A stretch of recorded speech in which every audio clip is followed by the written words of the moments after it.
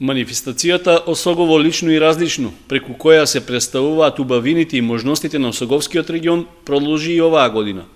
Во неделата, Пониква по втор пат се покаже како идеално место за собир на граѓани од регионот и пошироко, пред кои беа представени дел од потенцијалите со кои располагаат нашите планински предели.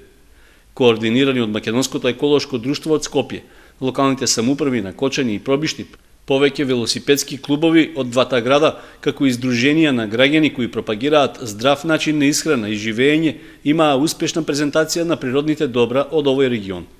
Присутните посетители имаа можност да пробат од традиционалната храна и да ги разгледаат производите на традиционалните занетчии, да слушаат музика на традиционални народни инструменти. Новитет оваа година беше тоа што настанот имаше и едукативен карактер.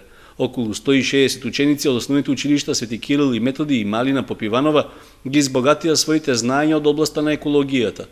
Тие имаа можност своите ликовни творби на тема Стара бука да ги изложат пред присутните граѓани, а потоа да слушнат и интересни предавања, минувајќи при тоа по патеката на Клукајдрвчето, што специјално за нив ја трасираат членовите на Македонското еколошко друштво и еден извиднички одред од Скопје.